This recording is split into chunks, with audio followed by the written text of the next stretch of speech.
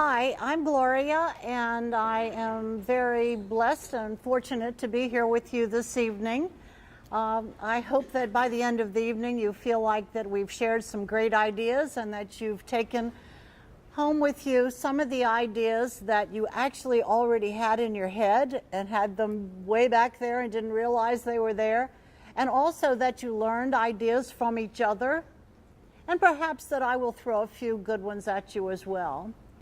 On the questionnaire that you have, this is not a test and you're not going to hand it in, but it does seem that there are a few things about this questionnaire that you might want to give consideration to.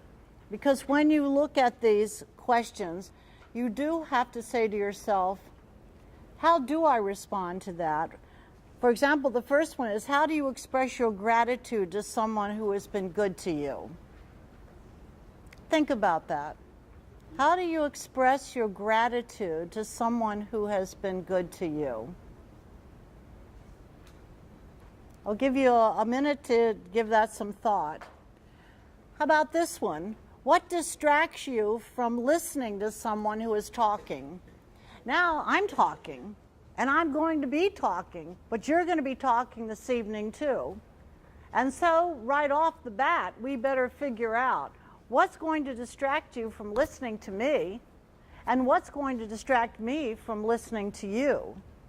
I had to fill that out too, you know. I was determined that I was going to find those answers as well. So think about that. If you find yourself being distracted, then maybe you can look at your sheet and see what is that. Do you think that you know all of the rules and regulations for Venture International Academy, for being a student, for being a counselor, for being a host parent? Do you know them all? Have you put them all in your brain because you read the handbook word for word, because you memorized the handbook? Is that possible? Could you have done that because you signed a covenant, because you said, I want to do this, I promise I will do all of this? You think you know all those rules and regulations? One of the things that I'd like to see you do when you go home with your families together is, I would like for you to switch books. I would like for the students to read the host parents book, and the host parents book to parents to read the students' books. And then I would like for you to take one evening in which you read them out loud. And take another evening when you read the other handbook out loud. And then take another evening in which you start thinking about, what do I like about these? Now, these rules and regulations, those are always harsh words. The harshest words of all, of course, are restrictions. What are your restrictions? How about if we call them boundaries instead? What are my boundaries as a host family person? What are your boundaries as a student, and vice versa? Let's look at that and see.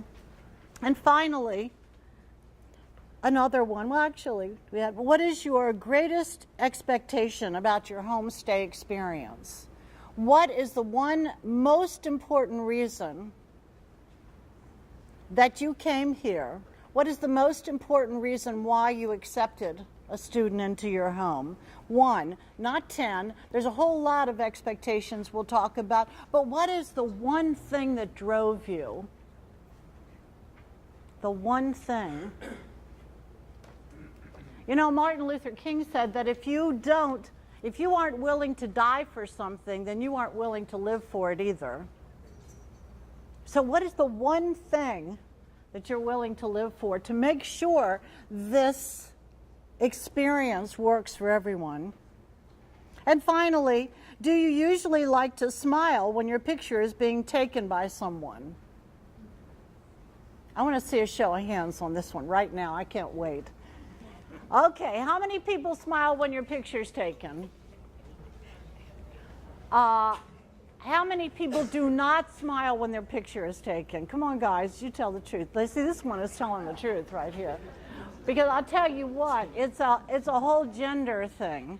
It's a male-female thing. I I'm not biased, and I'm not saying smiling is good or bad, right? I haven't said that. But is it like corny to smile? What is the reason for that? And the problem with photographs is that, and photos is that if you don't smile, then you get to be remembered as a grumpy person. And the great-grandchildren later say, oh, remember him when he was 17? Why does he look so mean? Yeah, so maybe. And one more little note on this, that when you do smile, don't say cheese or cheeseburger or any of that stuff. In New York City, the models are told to say one word when their photos are taken. It's so strange, but try it. They're supposed to say, Thursday. Come on, say it. Thursday. You can't help it. Your mouth starts to smile. I don't know why, but it happens. So the next time someone wants to take your picture and you don't feel like you know whether you should show your teeth or not show your teeth or all that complication, just say Thursday. I want to start by saying that communication is a really complicated, really challenging kind of thing that we do with each other all the time. Just to show you, I remember there was a host parent and a host student. And the host student came to the host parent and said, let me see if I get this straight. Can I be restricted for something that I did not do? And the host parent said, no, of course not. That would be terrible. Something you did not do, that's unfair. I would never restrict you. And he said, good, because I didn't do my chores or my homework. So that was the end of that. There are traps in communication. Every now and then, we think we know what we're doing, but on the other hand, we can be trapped. Just to share with you, one of the great writers, although he was kind of a revolutionary type and, people thought he was pretty eccentric, George Bernard Shaw, a theater writer, he once said, the single biggest mistake we make about communication is that it has taken place.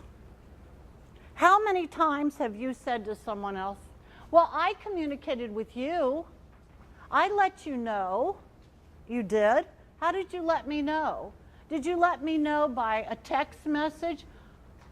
How much trouble has that gotten you guys into? It has gotten me into more trouble than I can imagine. And I must say that my husband, David, who's here, is a retired English professor, and I know where to put our commas and our exclamation points and all that. So, whether you're looking at tweets or whatever you look, you better be sure those commas are where they belong, right?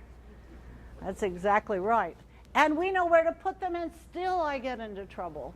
Because when it comes to communication, communication is not just the words that we say, is it? Oh, we have interpersonal communication, and interpersonal communication means that I am going to look at the whole you. I'm going to see how you look when you say that to me. I'm going to listen to your tone when you say that to me. I'm going to wonder whether or not you have a hidden attitude or a hidden agenda with what you just said to me.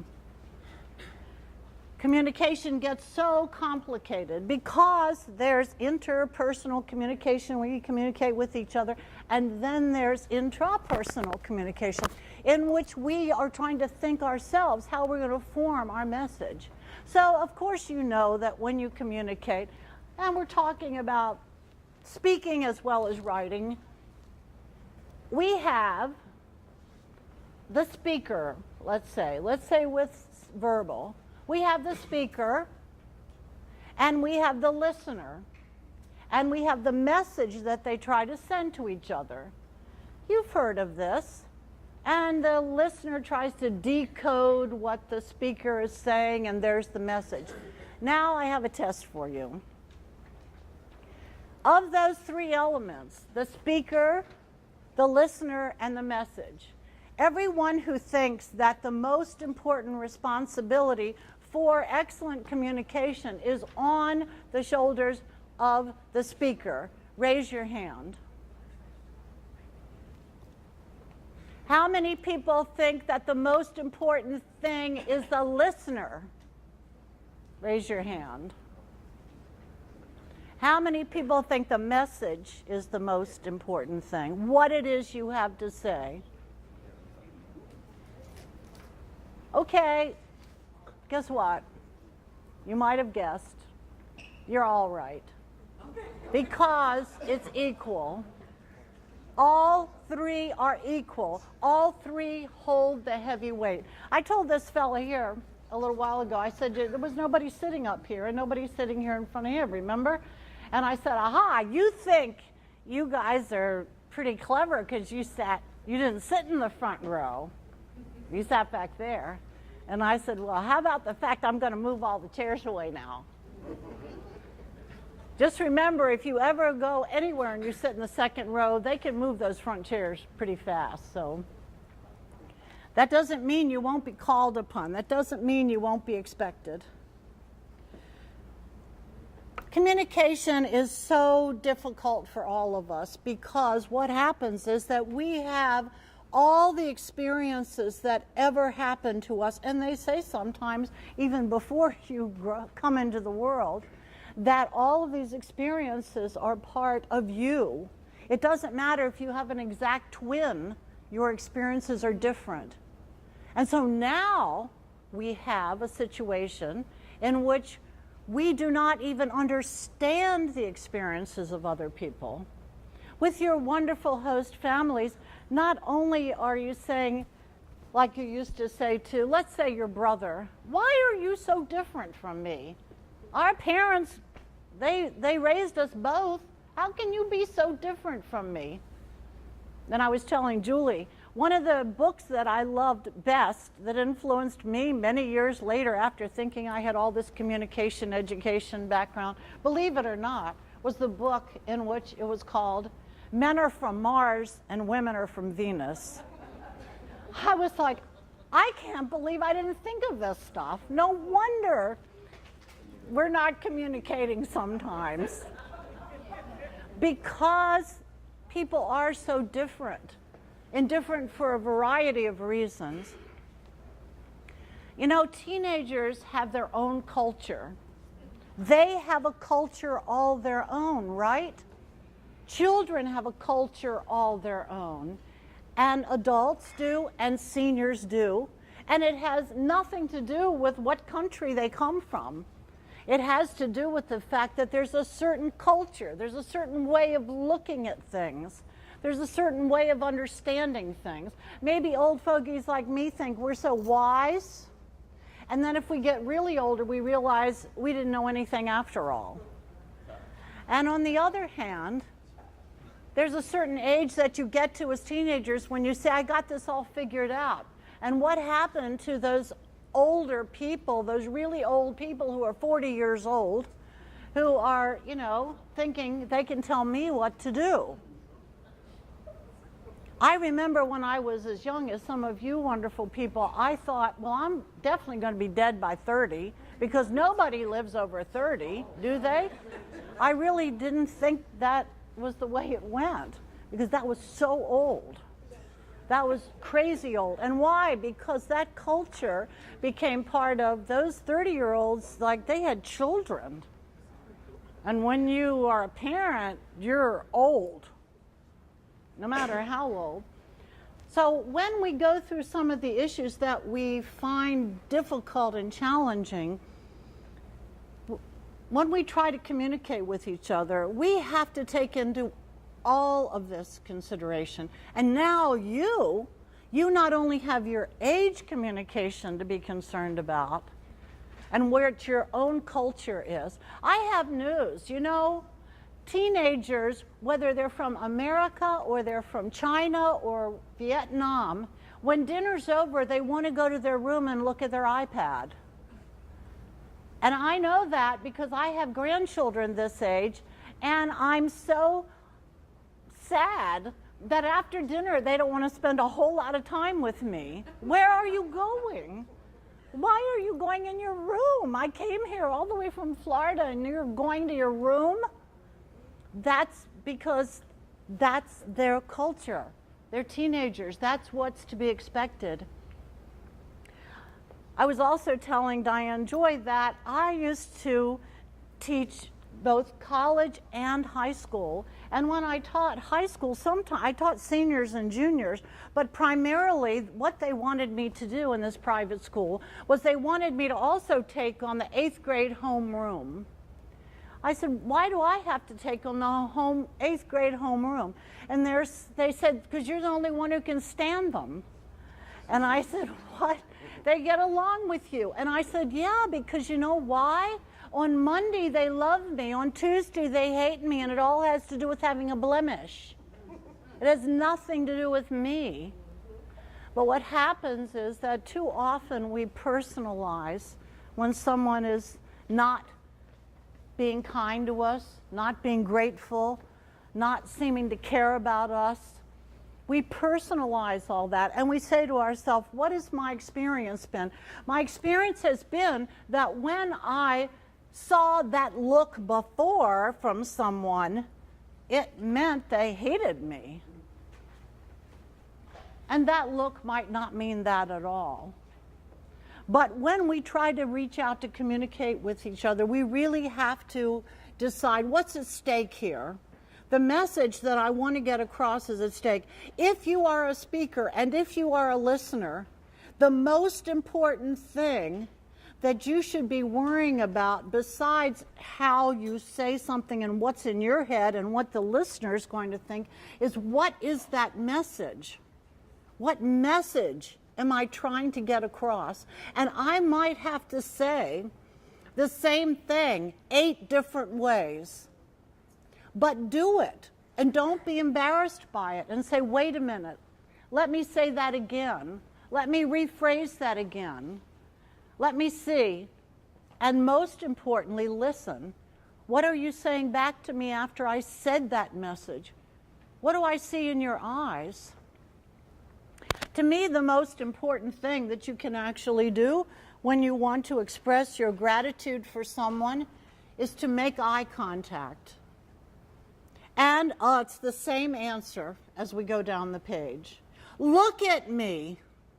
Do you remember Avatar? Did you like that film? Did you see Avatar? Avatar the movie? Yeah? What do they say all the time?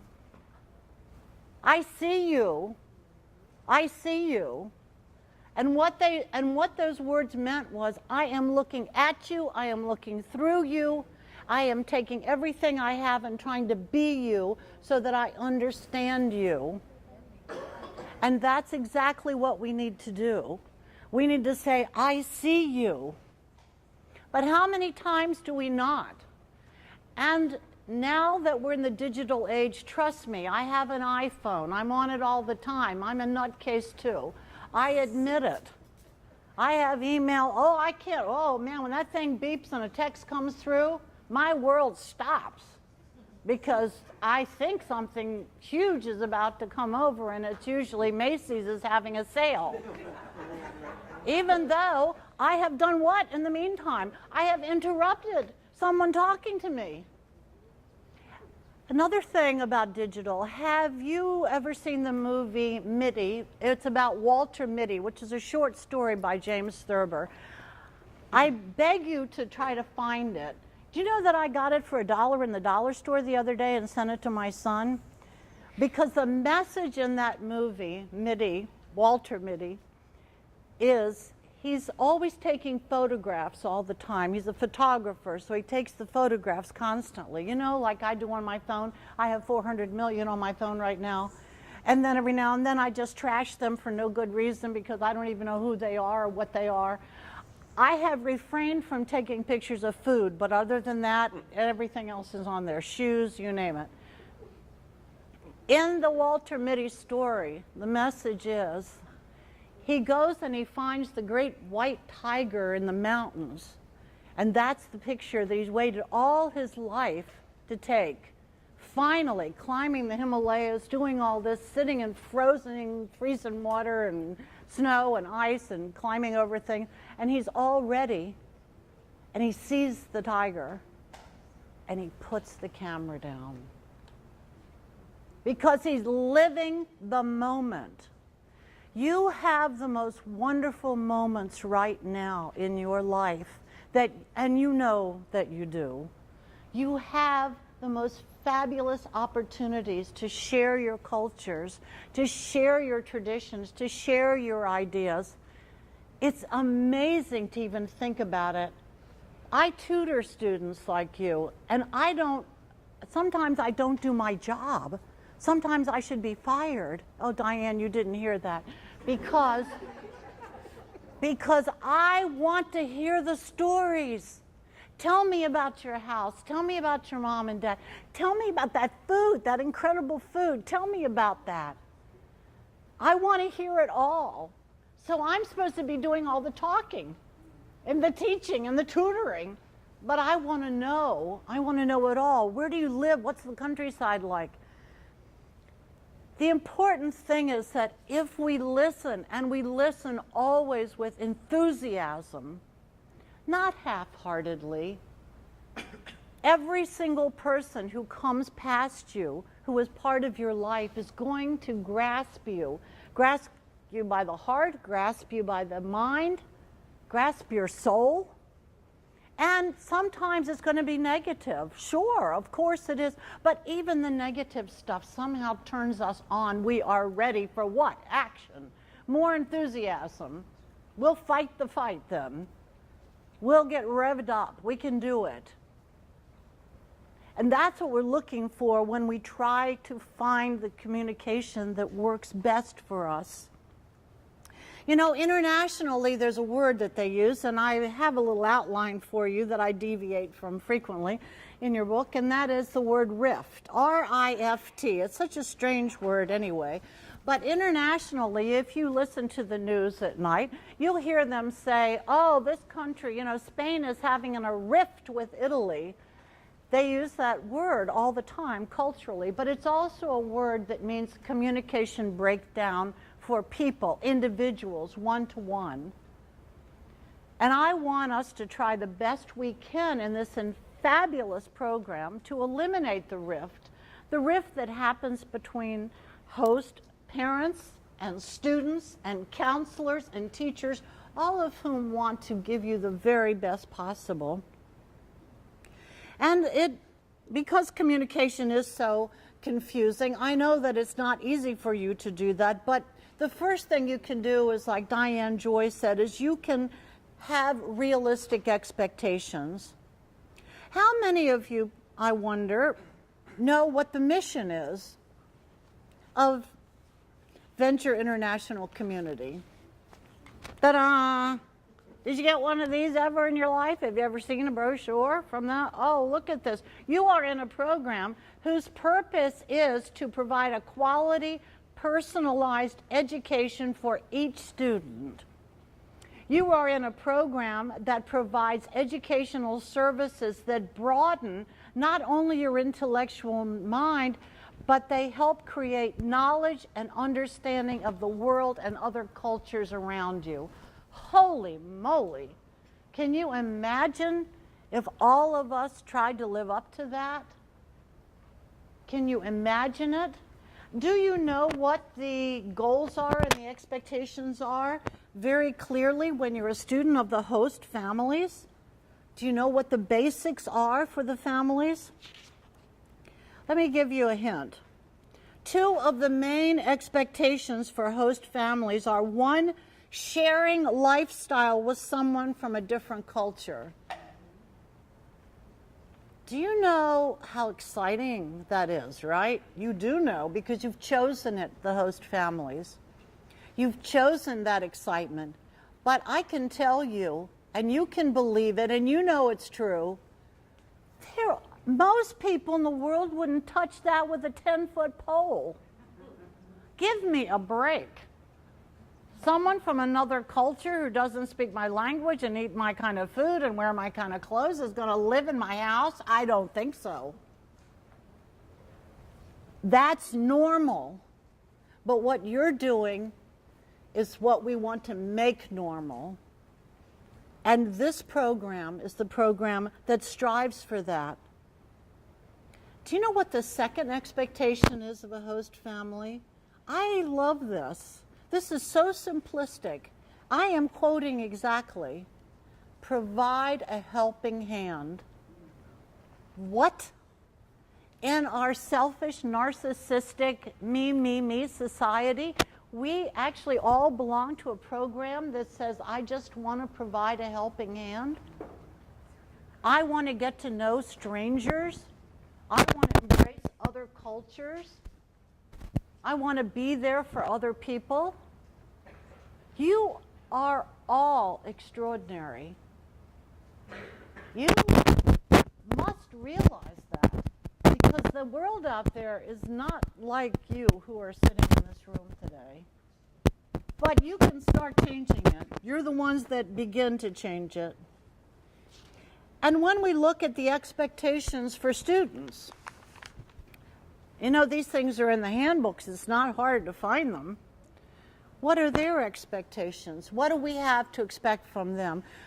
Tell me something if you think, some of you students, if you think this is unfair or weird or strange, you can tell me right now. One, we expect mutual respect.